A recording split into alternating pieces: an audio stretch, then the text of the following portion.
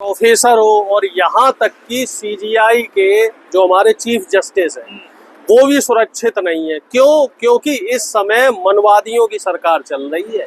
पिछले 11 साल से देश में हिंदू मुस्लिम के नाम पे एक ऐसी खाई कर दी गई और ये सब दिखाने के लिए था। इनका असली एजेंडा था देश का जो दलित है, पिछड़ा है, आदिवासी है, उसको प्रताड़ित करना, उसका शोषण करना, उसको मुख्य धारा से दूर करना और देश में मनुस्मृति को लगाना। इस समय देश में मनुस्मृति लागू हो चुकी है और पूरी तरीके से मनुस्मृति के हिसाब से ही काम चल रहा है। अगर मनुस्मृति नहीं चल रही होती, देश में संविधान चल रहा होता, तो एक आईपीएस को दबाव में आके आत्महत्या नहीं करनी पड़ती।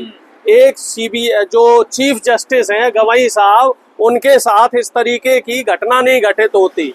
और एक आम जो वाल्मीकि समाज का एक जो व्यक्ति था, उसकी ऐसे नृशंस हत्या नहीं होती। एक पिछड़े समाज के व्यक्ति को सिर्फ इस वजह से जलील किया गया कि उसने एक सवर्ण समाज के व्यक्ति का मीम बना दिया। सिर्फ मीम बनाने पर उसको सरेआम जलील किया गया, उससे पैर धुलवाए गए, उसी पानी को पिलवाया गया और बाद में कुछ अर्थदंड भी उसे देना पड़ा, पैसे से जो उसे जुर्माना भी देना पड़ा। और इस तरह की घटनाएं आए दिन आप अखबार देखो, सोशल मीडिया देखो, आप अपने आस पड़ोस में देखो, तो कहीं ना कहीं कोई दलित, कोई पिछड़ा, कोई आदिवासी, कोई अल्पसंख्यक समाज का व्यक्ति ऐसे ही शोषण का शिकार हो रहा है। और शोषण करने वाले लोग आरएसएस के लोग हैं, मनवादी विचारधारा के लोग हैं, बीजेपी शासन के लोग हैं। और बड़े शर्म की बात है, अगर हम आईपीएस पूरन कुमार की बात करें तो अब तक सरकार से ना तो वहाँ प्रधानमंत्री पहुंचे हैं, ना गृह मंत्री पहुंचे हैं,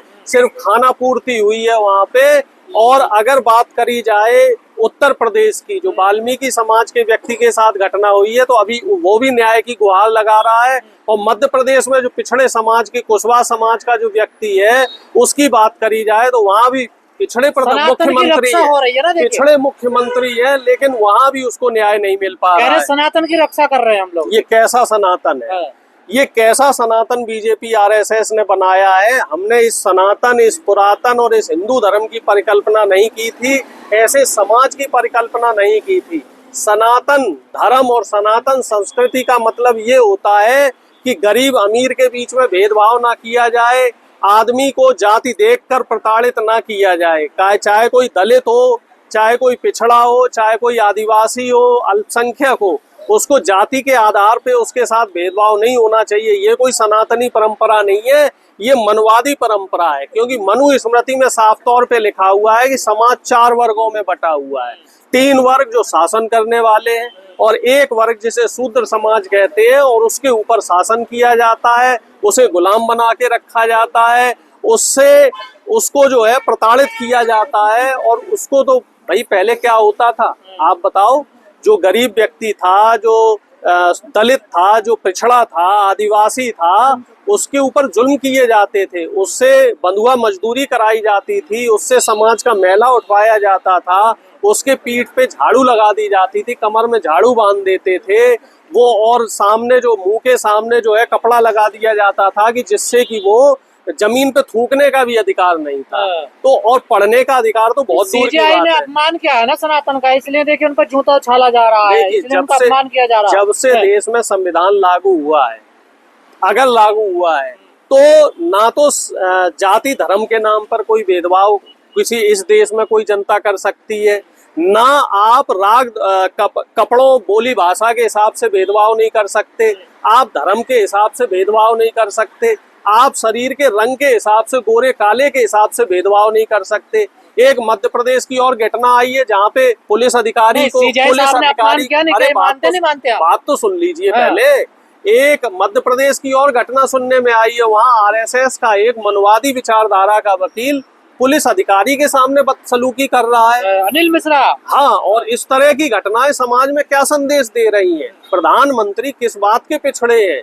प्रधानमंत्री किस बात के संविधान को मानने वाले हैं? प्रधानमंत्री कहीं ना कहीं मुझे ऐसा लगता है मुखौटा बना के रखे गए हैं। असली जो चाबी है और असली जो सरकार चलाने वाले हैं वो आरएसएस के मनवादी लोग हैं। सीजीआई साहब के साथ हैं आप?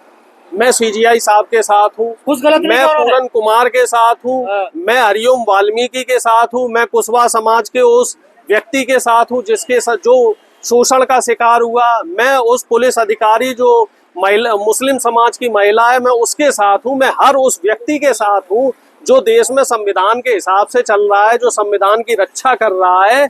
और बीजेपी सरकार इस समय संविधान को कमजोर करने की कोशिश कर रही है। बीजेपी सरकार संविधान को लागू नहीं होने देना चाह रही है। बीजेपी सरकार का जो मुख्य एजेंडा है वो ये है कि देश की 90% आबादी कैसे भी फिर से उसी पुरानी मनवादी व्यवस्था में आ जाए, बल्कि 90 नहीं 95%। ये लोग सवर्ण महिलाओं ये जूता सीरियस आपको लगा है, पूरे देश को लगा है? ये जूता हर उस व्यक्ति को लगा है जो व्यक्ति संविधान में भरोसा रखता है। ये जूता हर दलित समाज के व्यक्ति को लगा है, हर आदिवासी समाज के व्यक्ति को लगा है, हर पिछड़े समाज के व्यक्ति को लगा है, और हर प्रोग्रेसिव जितने भी प्रोग्रेसिव सवर्ण समाज के लोग हैं, जाति और धर्म को नहीं मानते, ये उनको भी लगा है।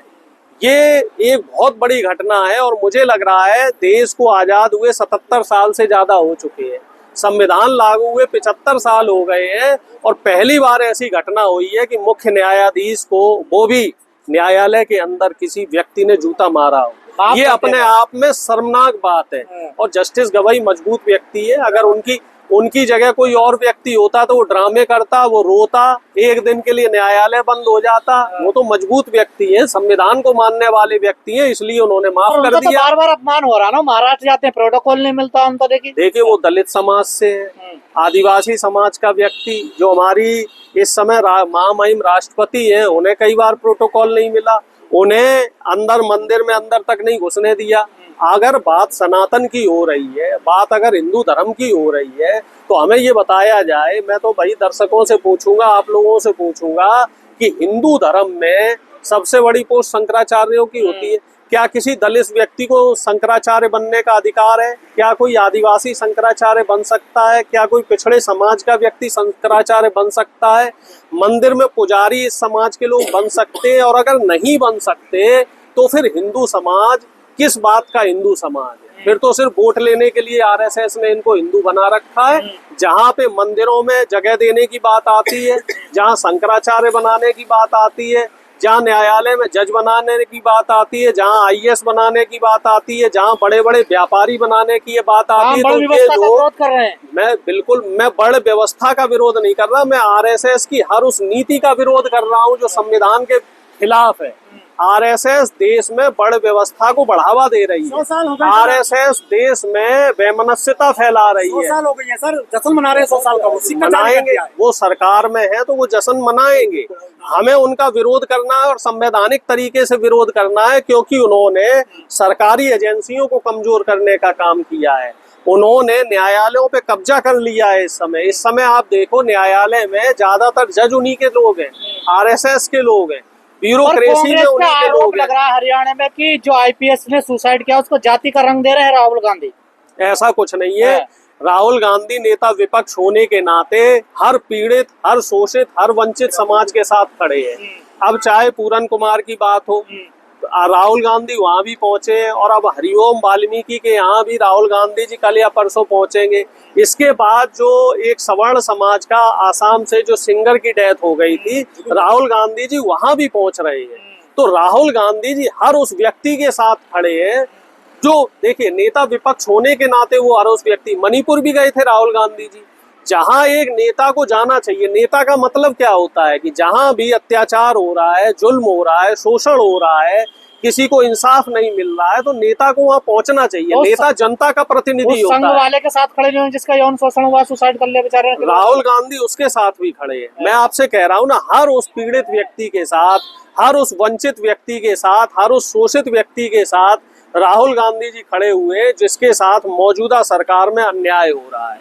क्योंकि राहुल गांधी जी अन्याय के खिलाफ खड़े हुए, इसीलिए जो आम जनता है उनको न्याय योद्धा कह रही है।